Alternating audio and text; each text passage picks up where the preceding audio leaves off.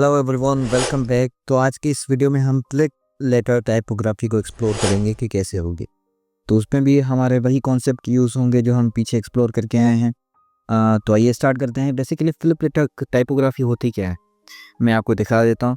सबसे पहले हमें कोई ना कोई लेटर चाहिए यहाँ पे, तो मैं यहाँ पे टाइप टूल लेता हूँ एंड आई टाइप आर, और इसकी मैं टाइपोग्राफी चेंज कर देता हूँ टू दिस। उसके बाद मैं इसको थोड़ा सा रिसाइज कर देता हूँ शिफ्ट दबा के। हमें एक और लेटर भी चाहिए होगा सेम, तो मैं इसको सिलेक्ट करके अल्ट दबा के शिफ्ट दबा के यहाँ पे एक और लेटर ले आया। सॉरी। उसके बाद इसका कलर हम चेंज करेंगे तो समथिंग।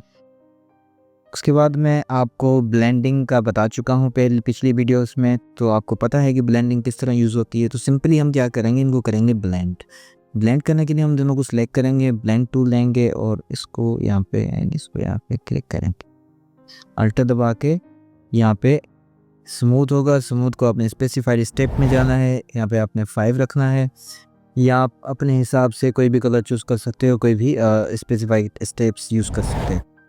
तो आपका ये ब्लेंड हो गया। अब ब्लेंड के बाद आपने क्या करना है, सिंपली अपने जो फ्रंट वाला शेप है आपका ये, इसको आपने यहाँ पे ले आना है, इसके पीछे ले आना है। तो here is our flip typography trick कि हम लेटर्स की या किसी भी ऑब्जेक्ट को फ्लिप करके ब्लेंड किस तरह करते हैं, और ब्लेंड करके हम इनको एडजस्ट करके इनकी रिपीटिंग वाली डायनेमिक्स को किस तरह ऑन करते हैं।